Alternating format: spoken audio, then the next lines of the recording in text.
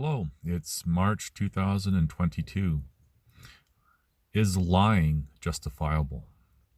Well, some might say there's something called white lies, and they will justify that by saying you might not tell the truth or express the truth, perhaps to save someone's feelings, or perhaps you want to surprise them.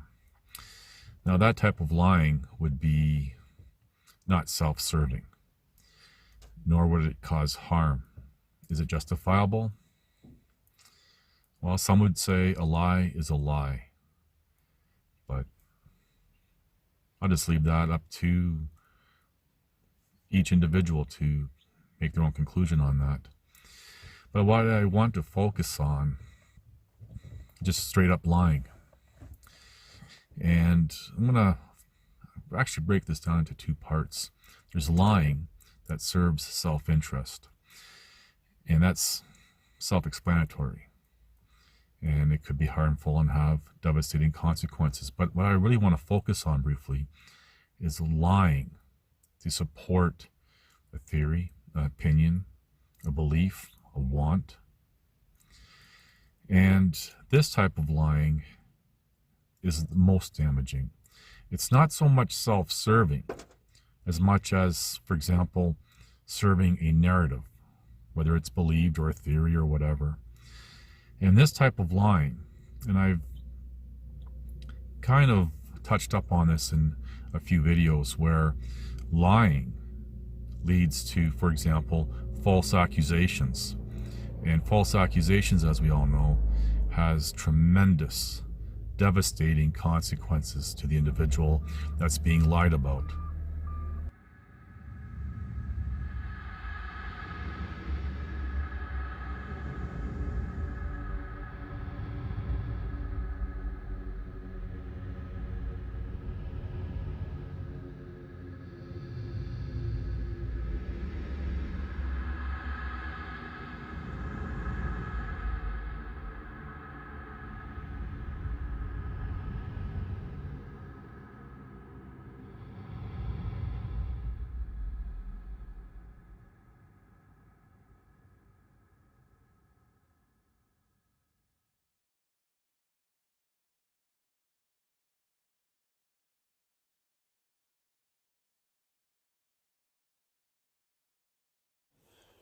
Assuming there was no agenda and aside why the female was pressured to lie or not in the beginning, she lied more, compounded lies leading to a restraining order, with more lies by so-called professionals on my permanent record.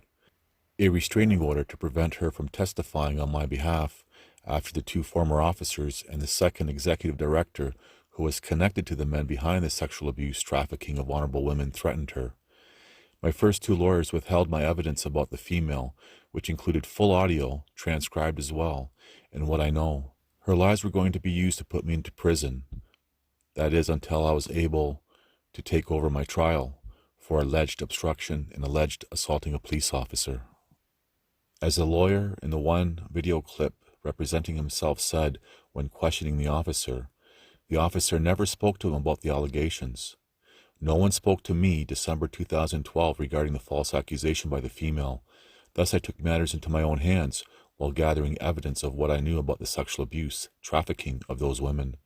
No one spoke to me from January 2013 to May 5, 2013, including when the Staff Sargent conducted an alleged independent investigation of the two former officers' statements when they took me to the police station. No one spoke to me over the years to follow, and no one wanted to listen to me.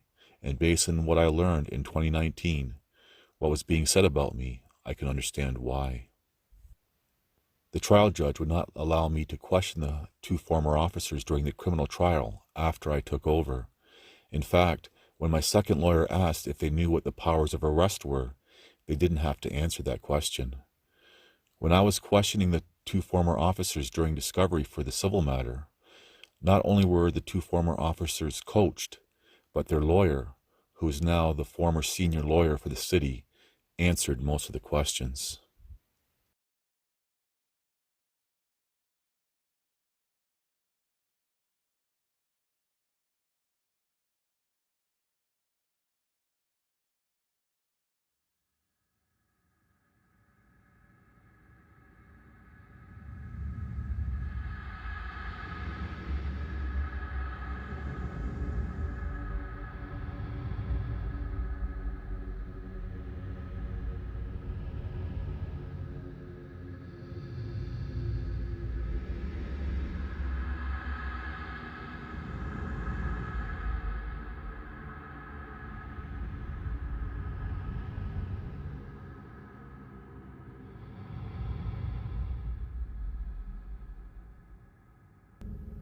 Here's the thing with lying. If you find yourself, or a group may find themselves, having to lie because, as an example, they believe something about someone is true, but there's nothing factual to support it. They may lie to justify saying, well, just because we can't find anything factual to support it, still must be true. And that's very dangerous, because that's a form of a false accusation that mental gymnastics, and I've talked about this extensively, justifies the lie. And they may be very well convinced that whatever narrative, for example, is said about someone, it has to be true. And for example, if it has to revolve around a crime, well, maybe that individual is so brilliant that they've covered their tracks, so there's no anything factual or evidence that they can be found guilty on. So then the lies have to be created. Now, what happens after that is the studies made famous by Julia Shaw really kicks in here, because they've convinced themselves that this person, going along with this example, is guilty of something, or they've done something, or said something, or whatever narrative, false narrative that's being said about them. They actually start to believe it. They start to accept it as fact. And then, despite them having to lie to further, as an example, push an agenda, and seeing that, questioning, why do I have to lie about this? They refuse to accept that what they believe, and to believe is to make an uninformed conclusion that they could be wrong.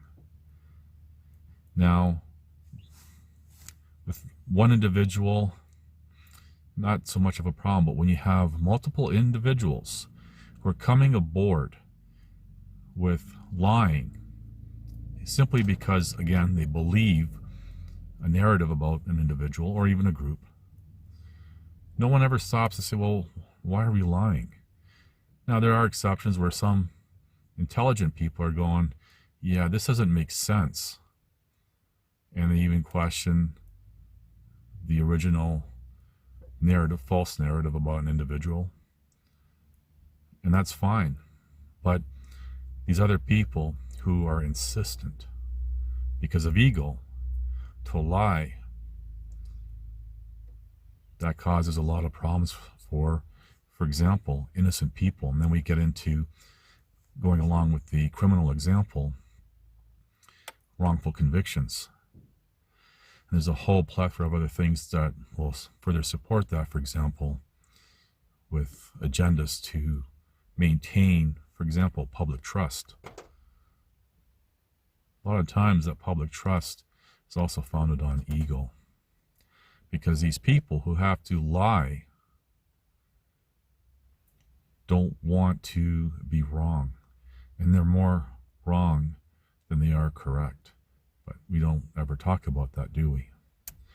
So, lying, is it justifiable?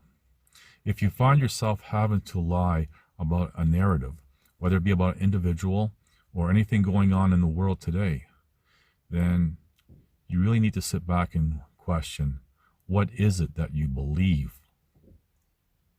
Or is there independent evidence to support what you believe? If there isn't, and you find yourself trying to dig up a lie. Now, I'm going to segue that for a moment, where there might be something remote that could be manipulated and twisted to, again, justify the lie. And that's just as bad. And it causes, is big part of the problem of people being falsely accused, wrongfully convicted. A lot of times these things are done to cover up mistakes. So they deliberately lie, knowing it's a lie.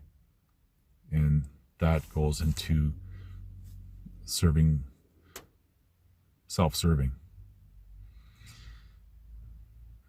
Is it justifiable to lie? Well, to save someone's feelings in a, say, social setting, family member or friend.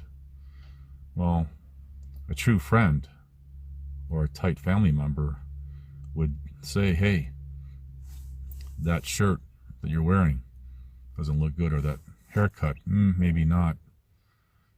But that's a whole different tangent. That's up to the individuals involved in knowing their friend or family dynamics and so forth. But it's not self-serving.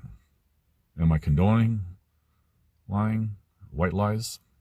No, I'm not saying either way. I'm just simply giving you something to think about. But if you're finding yourself having to lie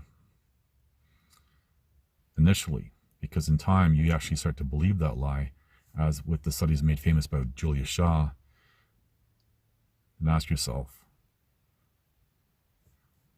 why? Anyway, that's all I want to say. Thank you for watching. Please like, subscribe, comment, and share.